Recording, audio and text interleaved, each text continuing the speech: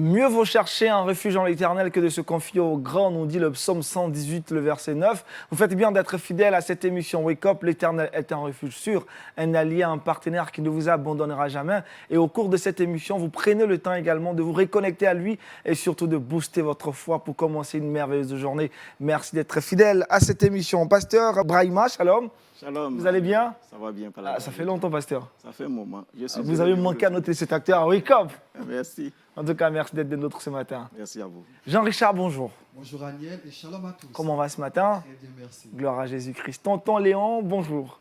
Bonjour Aniel, shalom à tous va, les hein? amis. Oui, content Et d'être là. les enfants, ils vont bien? Ils vont bien. Encore aujourd'hui, une thématique pour eux. Surprise pour eux. Des surprises pour eux. Paul Félicien est aussi avec nous. Shalom, Paul. Shalom Aniel et bonjour à tous. Comment on va? Ça va très bien, pas la grâce. Super, gloire à Jésus-Christ. Jean-Richard, sujet du jour aujourd'hui, avec toi dans Culture Actuelle, saviez-vous? La culture actuelle, nous parlerons musique, en focus sur une artiste qui crève l'écran depuis cette période de confinement et de déconfinement. Et puis dans le saviez-vous, on parlera de sondage lié à la situation de la chrétienté après cette période de confinement. Paul Félicien, dans le Trickbox. Dans le Trickbox aujourd'hui, on parlera d'éducation et de sécurité chez les enfants. Chez les enfants. Et comme c'est mercredi, tonton Léon est bien là, vous l'avez remarqué, dans le Kids Time, tonton Léon, le sujet du jour. Le sujet du jour, c'est comment aider son enfant à faire son culte personnel. Ils peuvent le faire, les enfants? Oui, ils peuvent le faire. Personne n'est trop petit pour apprendre plus du Seigneur. Faire un culte. Waouh, c'est intéressant tout ça. Pour l'instant, on va écouter la parole du Seigneur dans Méditons ensemble et c'est maintenant.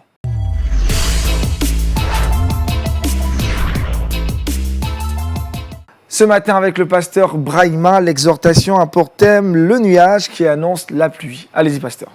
Oui, merci Aniel. Bien-aimés frères et sœurs, vous qui nous suivez par le canal de LMTV, je vous salue au nom de Jésus. Je suis très heureux de vous retrouver ce matin. Partager avec vous pour débuter cette journée une pensée autour de ce thème, le nuage qui annonce la pluie. Et je voudrais vous inviter à lire avec moi un texte dans l'Ancien Testament, dans 1 Roi chapitre 18. Nous lisons du verset 41 au verset 46. Je fais la lecture s'il vous plaît.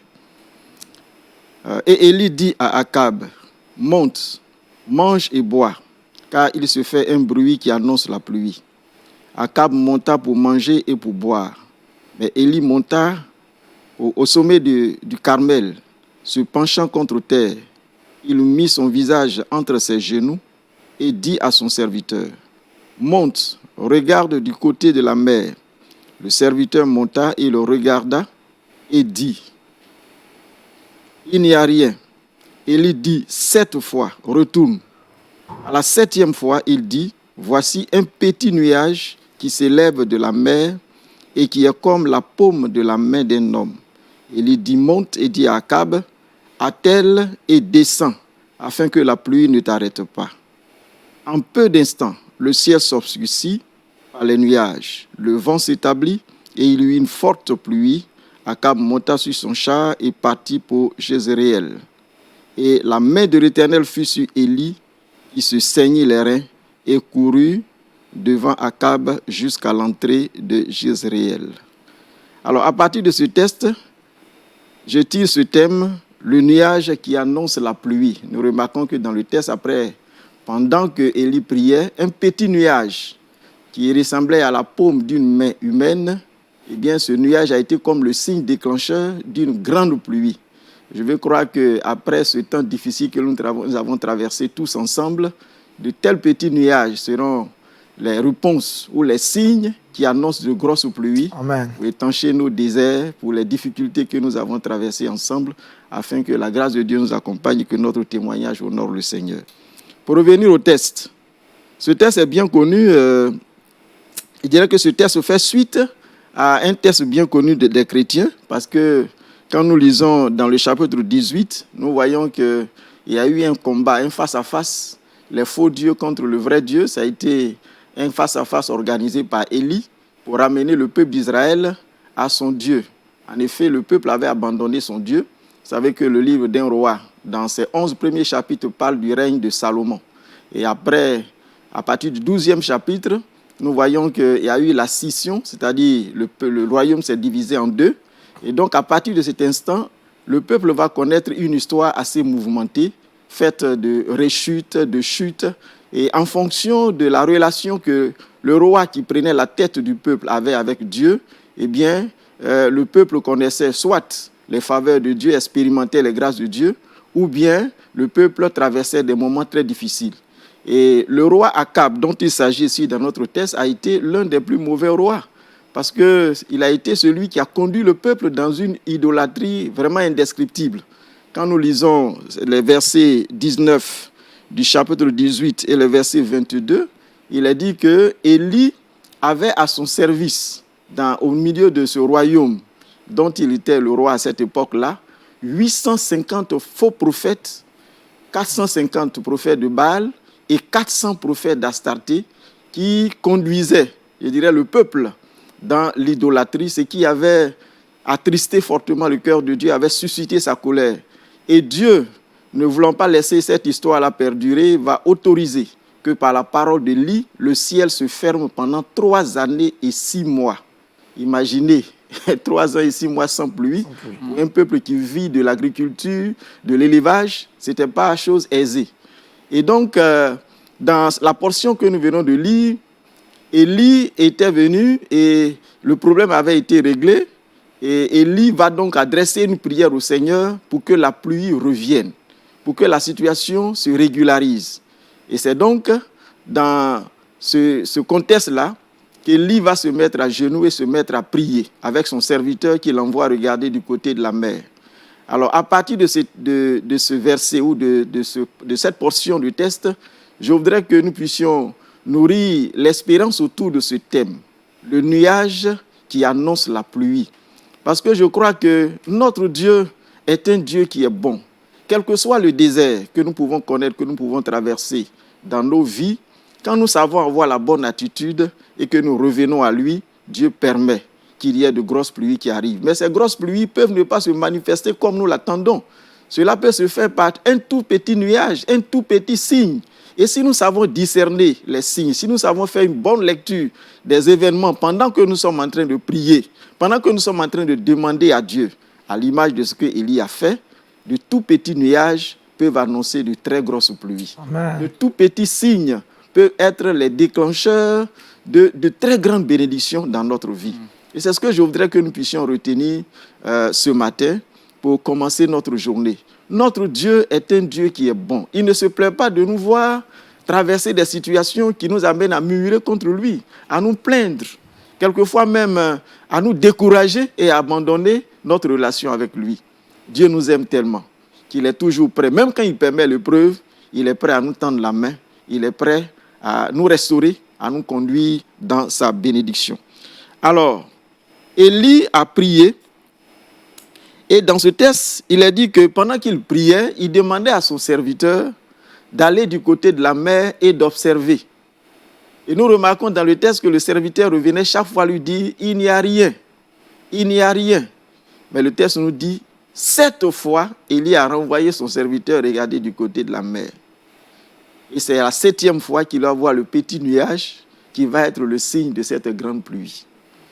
Alors, ce que je voudrais que nous puissions retenir ici, c'est que Dieu, il agit tantôt d'une manière, tantôt d'une autre. Mais il y a certaines dispositions que nous devons avoir si nous voulons voir ce petit nuage apparaître qui annonce de grosses pluies, de bénédictions sur nos vies. La première attitude, la première disposition, c'est le fait de régler le problème qui retient la pluie. Qu'est-ce qui bloque notre pluie? Qu'est-ce qui met un frein à la main de Dieu, à la main agissante de Dieu dans notre vie? Qu'est-ce qui fait obstacle à cette pluie que nous attendons? Nous voyons que dans la partie que nous n'avons pas lue, Élie est allé affronter les faux prophètes. Il a ramené le peuple de Dieu au Seigneur. À partir du défi qu'il a placé devant ces faux prophètes, ça a été une grande victoire. Et la Bible dit que tous ces faux prophètes ont été mis à mort. Et le peuple a reconnu que l'Éternel seul est Dieu. Donc, cette situation qui a fait que Dieu s'est mis en colère et qu'il a bloqué, je dirais la pluie, qu'il a fermé le ciel, la situation a été d'abord réglée. Quand nous voulons nous attendre à une pluie de la part de Dieu, il faudrait que nous puissions entrer en nous-mêmes, nous poser des questions. Qu'est-ce qui fait que ma situation perdure? Qu'est-ce qui fait que la pluie que j'attends de la part de Dieu ne vient pas? Et quand nous aurons réglé cette situation, il y a une deuxième disposition. La deuxième disposition, c'est qu'il faut s'attendre à la pluie, justement. Parce que c'est par la foi, il faut exprimer sa foi. Quand j'ai réglé ce qui ne va pas entre moi et mon Dieu, qui est capable de toutes choses, il faut que j'ai la foi pour m'attendre à cette pluie. Nous voyons que dès le verset 41 que nous avons lu jusqu'au verset 42, Élie, qui avait cette confiance totale que Dieu allait faire quelque chose, avait déjà commencé à mettre des dispositions en place. Il dit à Akab d'aller manger et de prendre des dispositions pour aller jusqu'à Jezreel. Il disait à son serviteur, va regarder, parce qu'il avait cette conviction dans son cœur que quelque chose allait se passer. Donc, il s'attendait à l'action de Dieu. Et quelquefois, nous prions, mais quand nous avons fini de prier, nous repartons avec nos problèmes, on est assis, on continue de nous plaindre dans nos soucis, de murmurer contre Dieu, parce que cette foi qui nous amène à nous attendre à Dieu, de garder cette espérance intacte, d'avoir, je dirais, les yeux spirituels fixés sur le Seigneur, nous attendant à recevoir quelque chose, quelquefois cette démarche, cette disposition nous manque.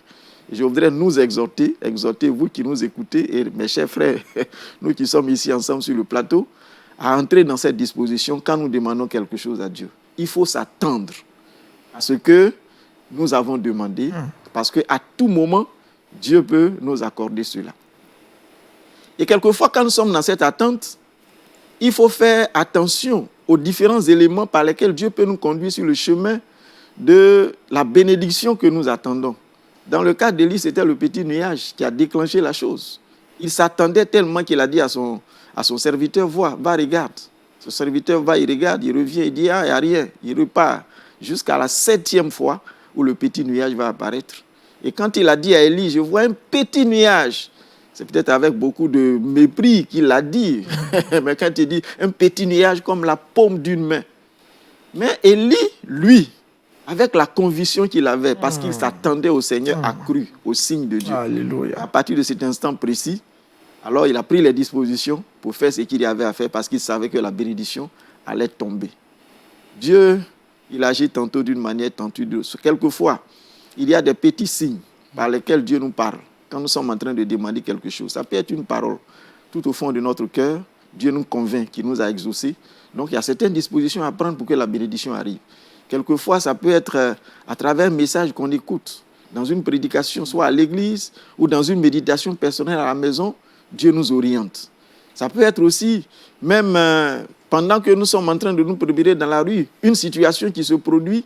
Et à partir de cette situation, il y a quelque chose qui se révèle comme étant un signe, un message de la part du Seigneur pour nous orienter dans une direction donnée.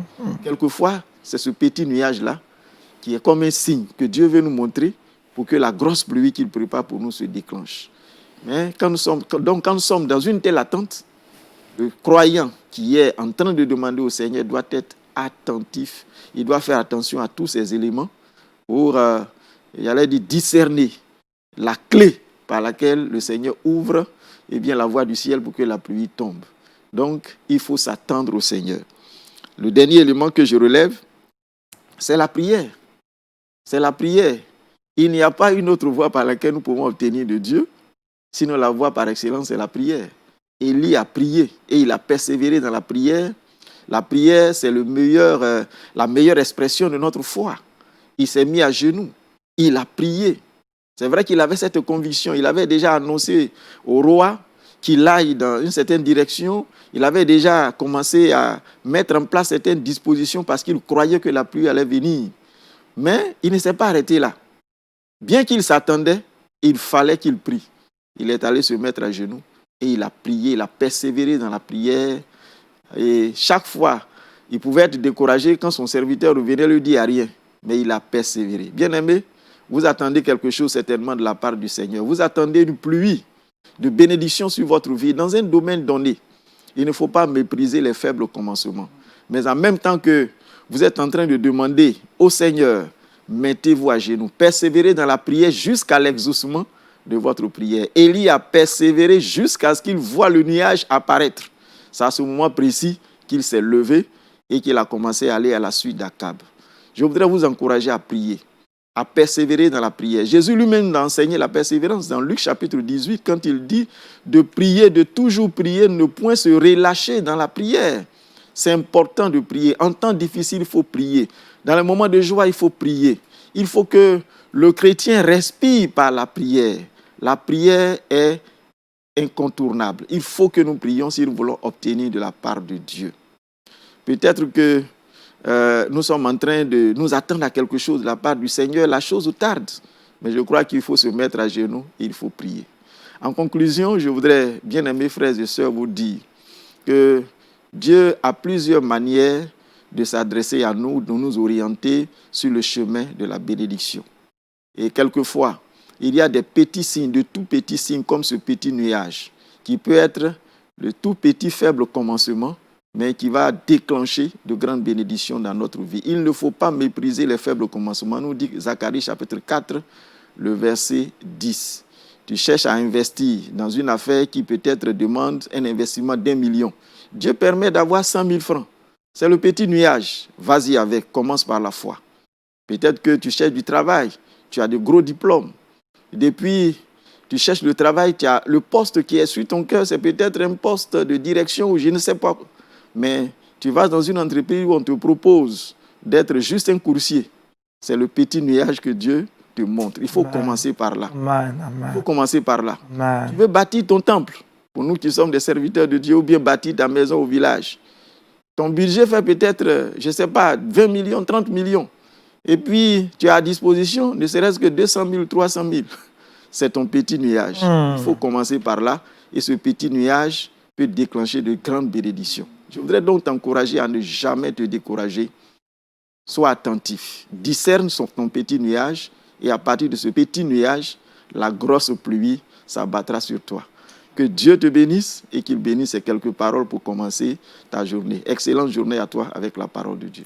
Amen, amen. Il n'y a pas de raison que cette journée ne soit pas excellente avec ce message si approprié pour vous permettre de pouvoir être concentré sur le Seigneur et surtout de discerner le petit nuage. Pasteur, en tout cas, merci pour cette exhortation. Très bon petit déj spirituel. On n'a pas besoin de prendre le dîner même à 12 heures après encore. Vous allez bénir ce repas, on va dire, bénir cette journée, prier que Dieu nous aide surtout à rester persévérants, même quand on ne voit pas encore le nuage, à croire qu'il va le faire. Amen. C'est une grâce de te connaître, toi le Dieu de l'impossible. Tu es celui qui appelle à l'existence et qui n'a jamais existé. Qu'est-ce qui est impossible à toi, Seigneur? Tu peux toutes choses. Et c'est pour nous un privilège de t'avoir en Jésus. Merci pour cette pensée que tu as permis que nous puissions partager ici sur ce plateau, mais aussi à travers l'MTV, à tous nos frères, avec tous nos frères, toutes nos sœurs qui nous suivent en direct. Je prie que cette parole s'imprime dans leur cœur et que cette parole puisse inspirer leur action, que cette parole nourrisse leur espoir et les amène, Seigneur, à avoir l'attitude que tu attends d'eux, une attitude de foi, une attitude de persévérance, pour que devant n'importe quelle situation, Seigneur, ils demeurent confiants en toi et que ce petit nuage, ils puissent le discerner pour prendre les dispositions nécessaires afin que la pluie qu'ils attendent puisse tomber sur leur vie. Que l'honneur et la gloire te reviennent. Tu bénis ta parole au nom de Jésus. Amen. Amen. Merci encore au pasteur Brahima. Ce matin, l'exhortation est pour thème le nuage qui annonce la pluie. Intéressons-nous maintenant à la culture avec Jean Richard et c'est dans Culture Actu.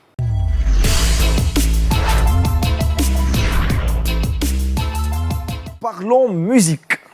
Effectivement, merci Aniel. Aujourd'hui, Culture Actu a décidé de vous introduire dans l'actualité culturelle. Actualité fort malheureusement qui est à l'arrêt depuis le mois de février 2020. Coronavirus oblige et les artistes n'ont plus de spectacle.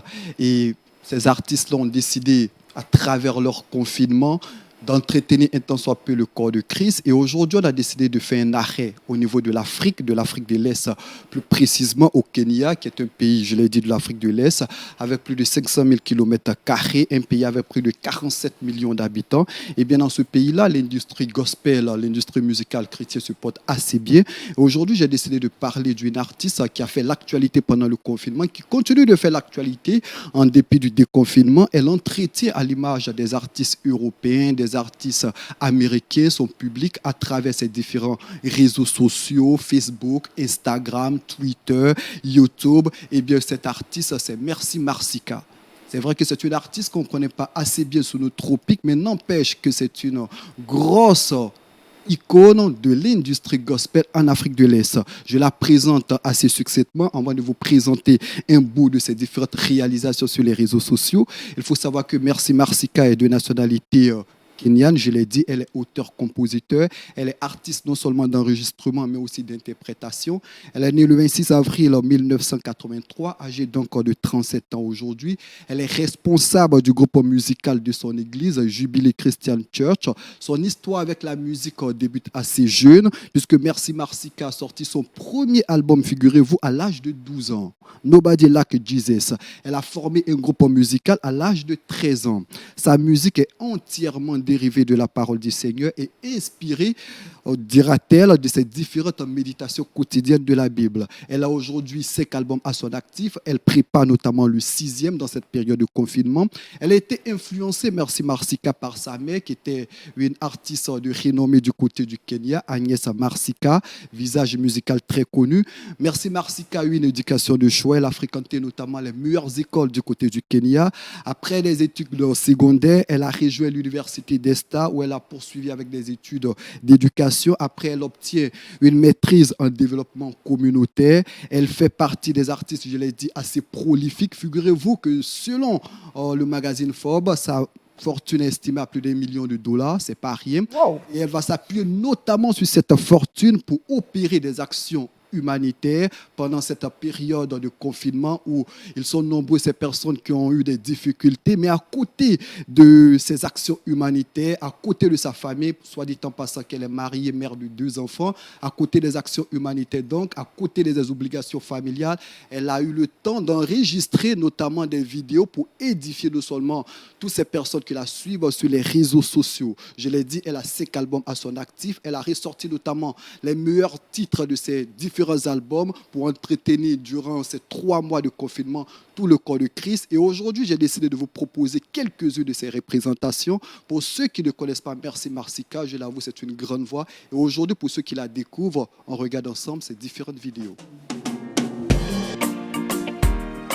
Oh yeah, yeah, yeah, yeah, yeah, yeah, yeah, yeah.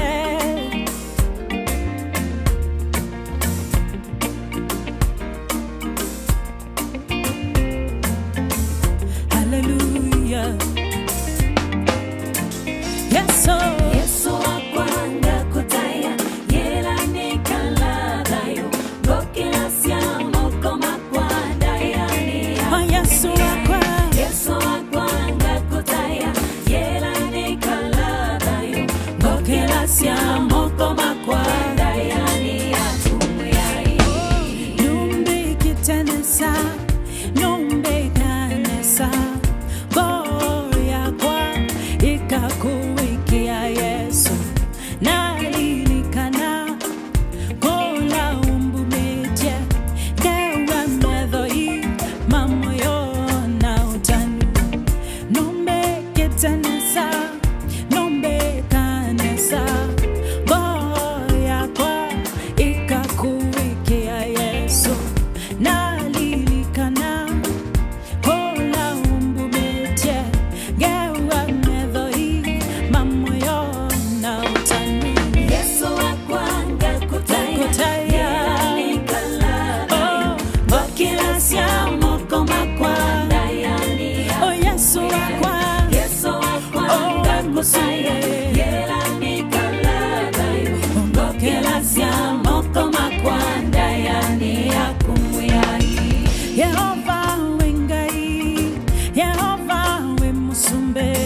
Munyanya wawawo ona wabakuve ke katiba yeso ndivi wanako ndimuve yeso newe kanesa Yehova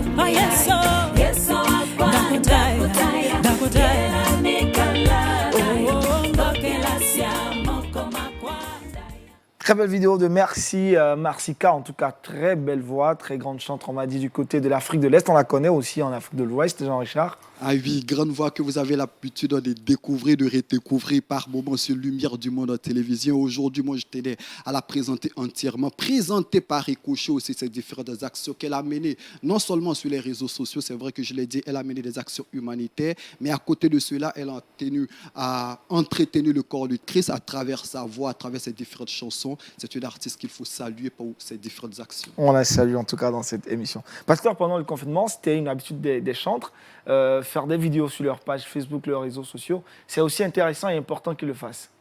Oui, bien sûr. La louange fait partie de la célébration du nom de notre Dieu. Et ça fait du bien quand on est à la maison, qu'on n'arrive pas à sortir, qu'on suit. Ça nous édifie aussi la foi. Parce que c'est vrai, quelquefois, il y a le message, la parole de Dieu, mais à travers aussi ces chants, on s'édifie, on passe un bon temps. Donc, je trouve que c'est très important. Très important. En tout cas, 3 mois durant, ces internautes, ces abonnés ont été réellement enrichis et tout le peuple, comme Jean-Richard l'a dit, le corps du Christ a été édifié par ces différentes vidéos. Autre chose à savoir sur elle rapidement, Jean-Richard? Juste rappeler qu'aujourd'hui, il n'y a plus d'activité culturelle, mais n'empêche que les artistes continuent et poursuivent les différentes vidéos sur les réseaux sociaux. On est juste derrière pour présenter ces différentes représentations. Parce que s'ils arrêtaient aussi, ah oui, et puis aujourd'hui, rien à dire à Jean-Richard. et puis on a décidé de s'arrêter un peu en Afrique où les artistes quand même réalisent de belles choses sur les différentes plateformes. La semaine prochaine, on viendra pour présenter une autre artiste africaine qui réalise elle aussi de très bonnes choses. C'est un autre plaisir. Merci Jean-Richard. On progresse dans cette émission, vous le savez, c'est mercredi, on parle éducation familiale, mais surtout des enfants avec notre tonton, le tonton Léon qu'on a sur ce plateau. Nous allons parler aujourd'hui du culte personnel de l'enfant. C'est juste après ceci.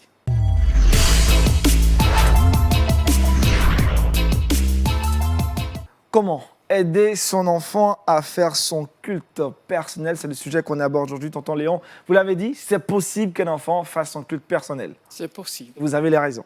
Oui. Allez-y. Ok, merci bien Aniel.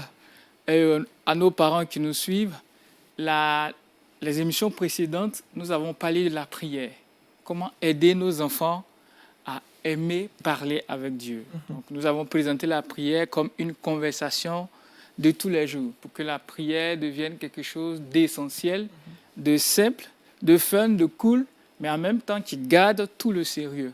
Mais avec nous, nos tout petits, si la prière devient ennuyante, elle devient difficile. Nous verrons la prière comme une corvée. Et pourtant, la prière, c'est la simple communication. Et on a donné aussi des astuces aux parents, comment est-ce qu'ils peuvent procéder pour pouvoir aborder certains éléments de la prière, notamment comment aborder l'adoration, le pardon, la reconnaissance, l'intimité, l'écoute de la voix de Dieu, par des moyens simples, par des questions simples, pour amener les tout petits à prendre du temps avec Dieu.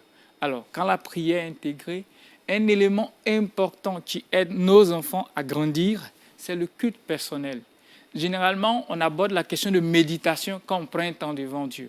La méditation, c'est vrai, mais la méditation elle-même est un élément du culte. C'est comme le message.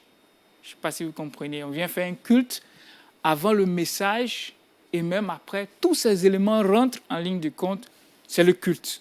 Ce n'est pas seulement quand le pasteur prêche ou bien on donne l'exhortation que c'est le culte. Donc, un culte personnel, c'est tout le temps, tout ce qu'on fait devant la présence de Dieu.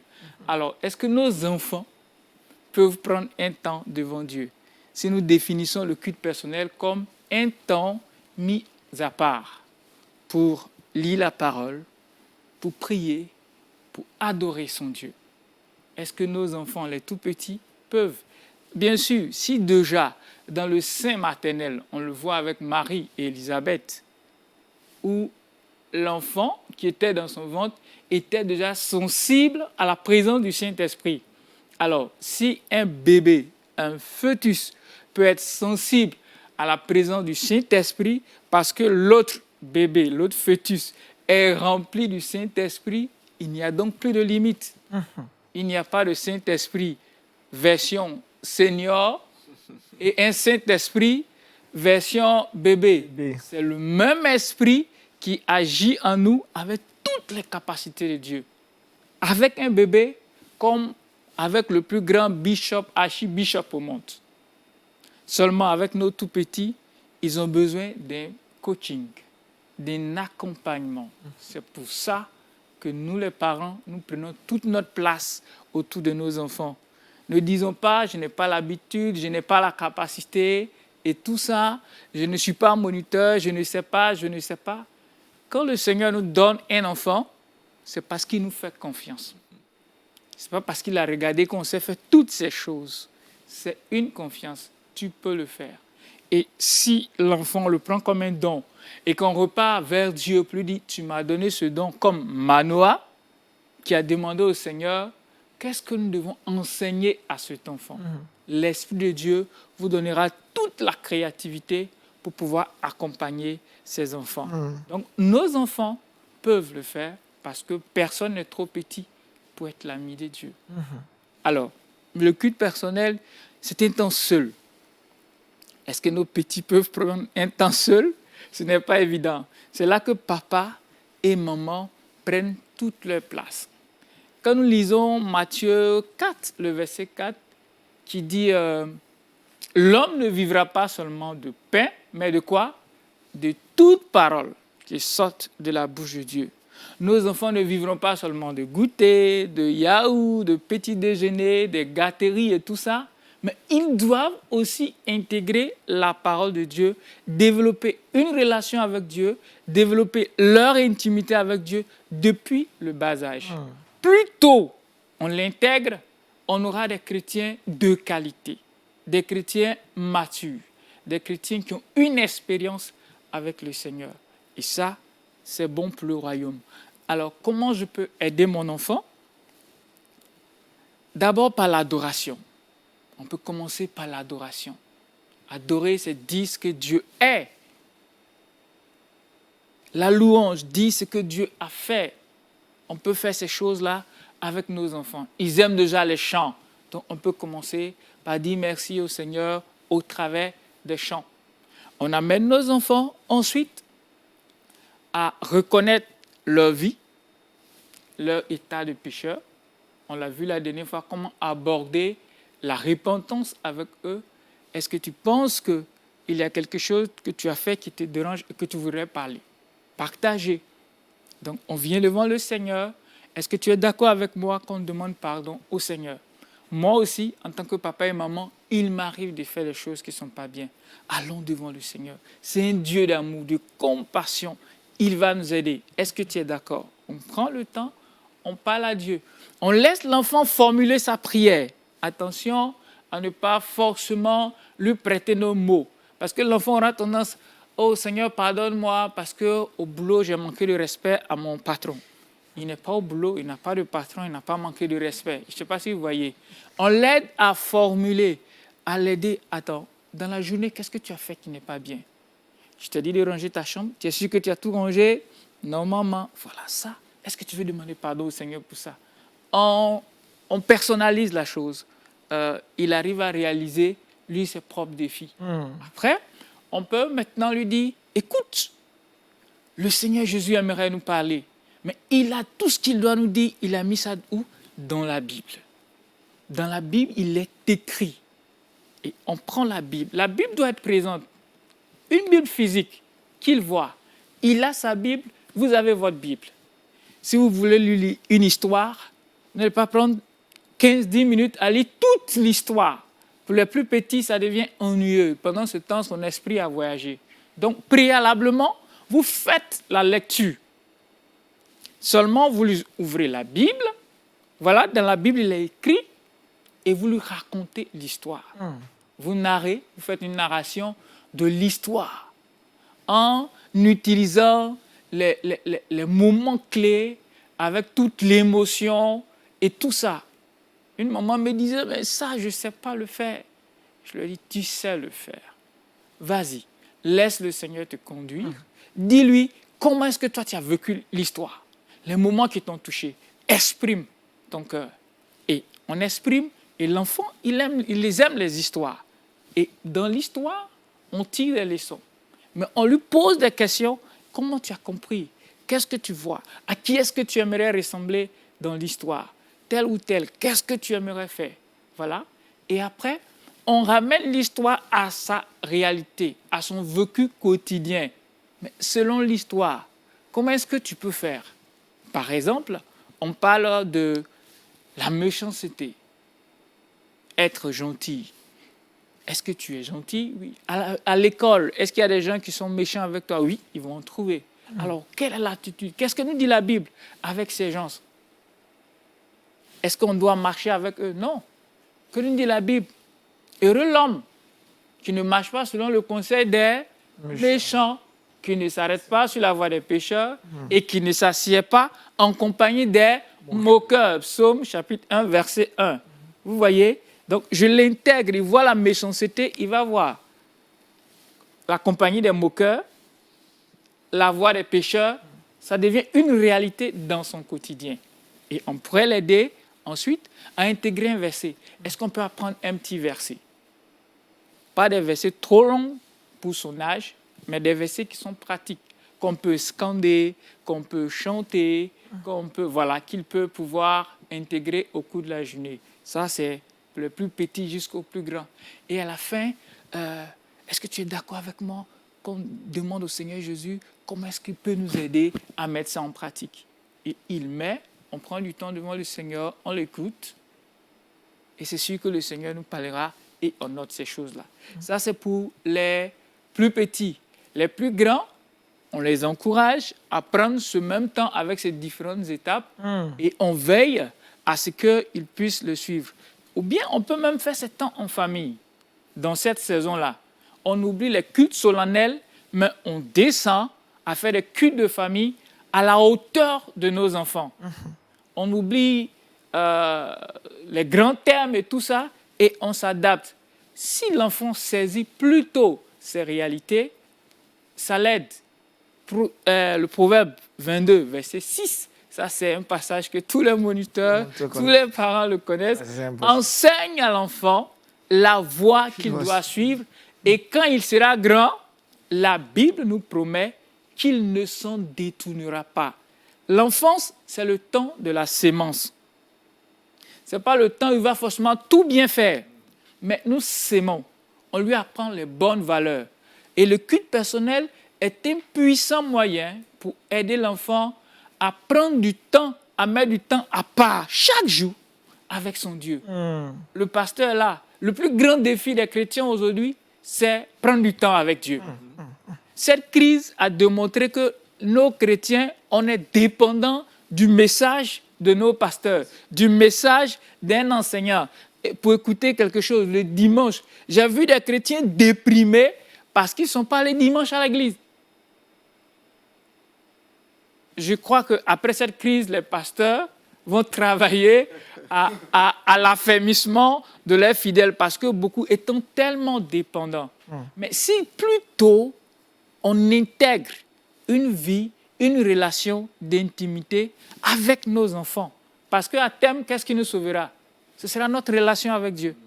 Donc un enfant qui, tout petit déjà, a un contact avec la Bible, ça ne devient pas le gros livre noir avec des petites écritures noires, mais toute sa vie, il la lit avant d'avoir des cahiers, des livres, de faire l'histoire, la géographie, les mathématiques. Il a déjà l'histoire, la géographie, les mathématiques selon Dieu par rapport à la Bible. Et quand il va à l'école, toute sa vie, il lit ça au travers de la Bible. Et le culte personnel, pour les plus petits, en les accompagnant, ça les aide à pouvoir l'intégrer. Donc, le culte personnel pour les plus petits, c'est le petit nuage, comme l'a dit le pasteur. Et après, quand ils deviennent adultes, on a cette grande pluie, cette abondance. Notre église remplie des gens de qualité, des chrétiens de qualité qui ont une bonne relation avec Dieu et qui croissent par l'enseignement et l'exhortation de nos leaders. Donc, voilà. Juste un élément, le temps. Il ne faut pas faire très long, 15 à 20 minutes selon l'âge. C'est surtout ce que vous mettez dedans. Qualité de le contenu. Voilà. Si c'est fun, si c'est cool. Maman, tu peux raconter l'histoire. Les plus petits, on raconte X fois l'histoire de Goliath. Moi, je raconte l'histoire de Goliath chaque soir, avant que mes enfants ne dorment. Et si j'oublie un élément, non, papa, David a tapé, Goliath a fait comme ça, il a fait comme ça, et puis il est tombé, pou. Parce que je n'ai pas dit pou dans l'histoire, je reprends l'histoire. Donc, ils connaissent l'histoire, mais ils veulent me faire reprendre l'histoire. Pourquoi? Parce qu'en ce moment, ce n'est pas la répétition qu'ils intègrent. Donc, la répétition, chaque jour, crée une habitude. Et l'habitude finira par produire un caractère. Et le caractère va influencer leur identité. Des chrétiens authentiques qui aiment leur Dieu au travers de la parole. Amen. Merci, tonton Léon, pasteur. Je pense que ça peut aider nos parents Ça peut aider nos parents. à accompagner leurs enfants. Super, en tout cas, c'est toujours édifiant. Pasteur, très rapidement sur le culte personnel de l'enfant, c'est un fondamental, on va dire, pour que l'enfant croisse dans la spiritualité. Bien sûr, c'est incontournable, c'est même indispensable. Parce que si on part du fait qu'une âme est une âme, il n'y a pas demi-âme, il n'y a pas moitié âme, il n'y a pas, je ne sais pas. Une âme, c'est une âme devant Dieu. Ça veut dire que s'il est nécessaire pour nous, en tant qu'adultes, d'avoir un culte personnel pour nous permettre de bâtir une relation avec le Seigneur, ça veut dire que c'est aussi incontournable pour nos enfants. Parce que si on ne l'a pas fait aujourd'hui, qu'ils grandissent tordus, il serait plus difficile de les redresser en tant qu'adultes. C'est pourquoi, quand ils sont enfants, c'est là qu'il faut semer. Ce petit nuage-là, qui va provoquer une grande pluie plus tard. Merci encore, tonton Léon, et surtout pour ce très, très, très beau enseignement. Hein. Les parents l'ont compris et c'est certain que dès aujourd'hui, déjà, ils vont commencer à se battre pour faire les cultes avec leurs enfants, les cultes personnels. On parle toujours éducation d'enfants avec Paul Félicia dans le Trickbox.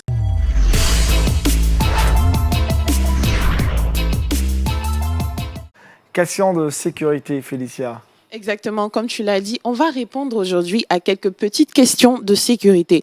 On sait que les enfants sont souvent vulnérables et aussi ils ne savent pas mettre des barrières, ils n'ont pas de filtre, ils ont tendance à faire facilement confiance aux autres. Ce qui est bien, mais parfois ça peut être occasion de danger. Donc ce qu'on va faire, c'est de développer deux stratégies. La première, c'est peut-être de leur poser des questions que je vais citer maintenant et ensuite voir à peu près comment est-ce qu'ils pourront y répondre. Ou encore, on peut leur faire la leçon et ensuite faire un test pour voir s'ils ont compris effectivement ce qui a été enseigné. Donc, la première question qu'on pourrait leur poser, ce n'est pas exhaustif. Peux-tu accepter un bonbon de la part d'un inconnu? Voilà, c'est une question assez basique, mais lorsque l'enfant est très petit, on lui pose ce genre de questions pour savoir sa capacité à pouvoir interagir, notamment avec des personnes qu'il ne connaît pas du tout. La réponse, c'est interdit d'accepter de la nourriture de la part d'un inconnu ou toute autre chose. Ça, c'est totalement interdit. Voilà.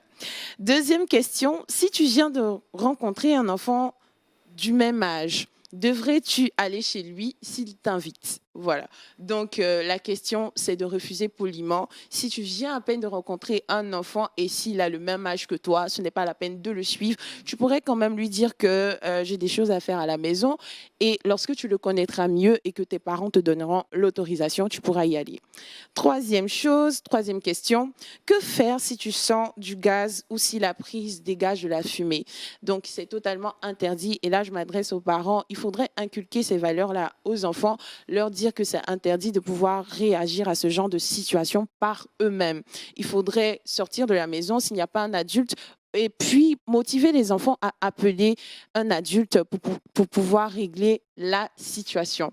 Quatrième question, peux-tu prendre un médicament dans la boîte à pharmacie si tes parents ne sont pas là? Voilà, je pense que tout le monde connaît la réponse ici. C'est interdit. J'ai une petite anecdote. Quand j'étais enfant, ma sœur, elle a pris un sirop qu'elle a vidé. Voilà, elle a bu le sirop au goulot. Et franchement, on a dû l'accompagner aux urgences. Aujourd'hui, elle est toujours vivante, par la grâce de Dieu. Mais il faut interdire notamment aux enfants d'utiliser les médicaments qui... Voilà, il ne faudrait même pas les mettre à leur portée, au fait. Et voilà, donc il faut leur enseigner ces choses. Question numéro 5, dernière question. Que dois-tu faire si tu te retrouves au milieu d'une tempête? Voilà, il y a de fortes pluies et peut-être que l'enfant revient de l'école, etc. et il est bloqué sur la route. Il faudrait qu'il puisse trouver un abri, mais pas n'importe quel. Il ne faudrait pas que ce soit à côté d'une grande surface métallique ou bien que ce soit auprès d'une voiture, etc. Il faudrait que ce soit peut-être dans un supermarché ou bien en dessous d'un abri fait de bois. Voilà, donc ce sont ces petites questions-là que vous pouvez adapter chez vous à la maison pour pouvoir apporter de la sécurité à vos enfants. Merci Félicia. Tonton Léon, d'autres questions? Là, au pif qui viennent à l'esprit. C'est super. Au niveau des premières questions, est-ce que si tu vois un inconnu, tu dois le suivre? C'est des choses qu'on n'avait pas forcément intégrées. Mais avec ces situations d'enlèvement, généralement, les parents, qu'est-ce qu'on fait? Si tu vas chez quelqu'un, on te dit de manger, il faut dire ma maman m'a dit de ne pas manger. Ces genres de choses-là, on les a vite intégrées. Ah, ma maman m'a dit de ne pas manger. Moi, je ne mange pas chez les gens. Donc, je ne suis pas un inconnu. Tonton, je ne peux pas te suivre. Ou bien si un tonton t'appelle, tu cries ou tu cours. Aujourd'hui, de plus en plus, les parents commencent à intégrer ça parce que la société est devenue tellement dangereuse. Il y a tellement de gens qui ont de mauvaises intentions. Même nos enfants jouer seuls dans la rue, ça fait peur. Et tu vois, quand l'école finit, on court pour aller chercher les enfants et toutes ces choses. Donc, si les enfants peuvent participer à leur propre sécurité, c'est assez intéressant. Si vous permettez, j'espère que ce n'est pas de la publicité, je ne pense pas. Il y a un dessin animé Roy, Sécurité incendie. Je le conseille vivement aux parents. Vous pouvez télécharger ça sur YouTube. Je l'ai à la maison et ça passe en boucle. Les amis aiment bien. Et quand j'ai l'occasion de suivre, j'apprends des choses sur comment poser si, par exemple, c'est le gaz qui prend feu. Quel est le protocole à suivre? Ça, si les enfants l'intègrent dans la cuisine, le téléphone avec le gaz. Quand vous avez le feu sur vous, qu'est-ce qu'il faut faire? Il faut courir, sauter, rouler sur le sol jusqu'à ce que ça s'éteigne. C'est des gestes simples et pratiques qui peuvent même aider toute une entreprise quand il y a un incendie. Donc, c'est des choses, quand les enfants l'apprennent, ils arrivent à mieux l'intégrer. Vous avez dit quoi le nom du super. dessin animé? Roy, Sécurité incendie. Jean-Charles, je le regarde souvent. Super. Voilà, donc Attendra vous pouvez télécharger. Il fait, je crois, pratiquement plus d'une heure, mais il y a plusieurs séries. Plusieurs thèmes, au fait. D'accord. Voilà. Super. Le feu de forêt, le feu dans un bâtiment, le gaz, quand un torchon prend le feu. Ils mettent les enfants dans plusieurs situations Des cas pratiques les aider. et autres, Donc, les ça aider. peut aider nos parents. Merci, tonton Léon, encore. Bravo, merci Félicia. à Félicia pour ces questions de sécurité. J'espère qu'elle est en sécurité elle-même, c'est clair. D'accord, on va retrouver Jean-Richard dans le dernier virage de cette émission, le Serviez-vous.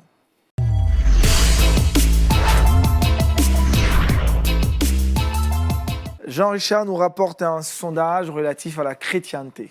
Effectivement, merci Aniel. Aujourd'hui, j'ai décidé de vous faire part d'un sondage réalisé par l'Institut Barna, qui, je le précise, est une société américaine qui est spécialisée dans l'étude des croyances et de la foi. Vous savez que les comportements ont beaucoup évolué, ont beaucoup changé depuis cette période de confinement, de déconfinement.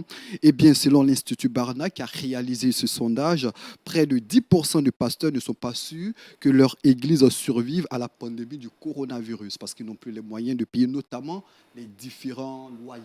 C'est fort dommage. Selon toujours l'Institut Barna, je précise que le sondage a été réalisé aux États-Unis, en Europe et dans quelques contrées du monde, en Afrique du Sud, en Afrique de l'Est également. 42% des pasteurs interrogés ont déclaré que les dons étaient significativement en baisse.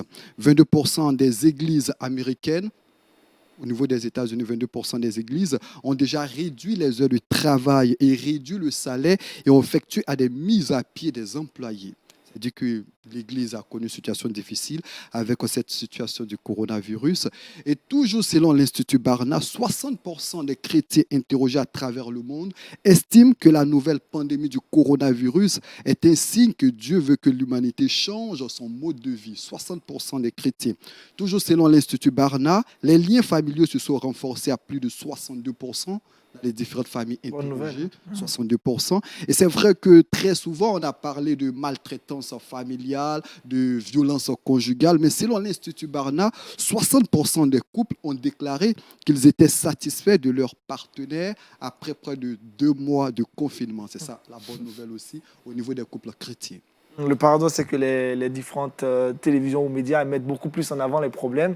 Et parfois, on a l'impression qu'il n'y a pas eu des intérêts aussi. Pasteur, un commentaire sur ces rapports et sur ce sondage au niveau des églises qui sont en difficulté. Oui, je pense qu'il y a eu des réelles difficultés dans les églises. Parce que, comme toutes les autres entreprises d'ailleurs, qui ont connu aussi des temps difficiles, l'Église aussi a connu des temps difficiles.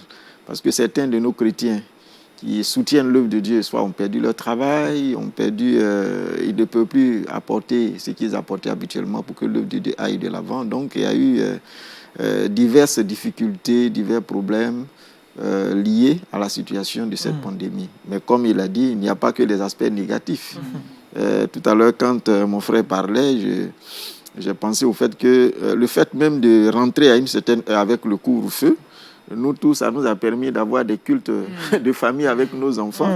Aujourd'hui, chez moi à la maison, chaque soir, on a un moment de prière. Alléluia. Le pasteur est revenu. Les autres fois, on avait juste 2 jours dans la semaine. C'est ça. Mais depuis ce temps de cette pandémie, où on se retrouve à la maison pratiquement, je vais dire tôt, à la même heure, on a institué un autre type de relation avec le Seigneur, où chaque soir, on a au moins 1 heure de prière Alléluia. avec toute la famille. Donc, il n'y a pas que les aspects négatifs. Je crois que quelquefois, il faut mettre aussi en évidence ces aspects Des aspects positifs. Voilà. Jean-Richard, autre aspect positif. Juste retenir que 60% des clubs ont déclaré qu'ils étaient satisfaits de leur partenaire, alors que très souvent les médias ont mis en exergue les violences conjugales. C'est dit que par moment, il faut prendre ce qu'il y a de positif dans les informations. Léon est très satisfait. Plus que satisfait. Paul Félix Charles, merci Boussole. Zacharie chapitre 4, verset 10.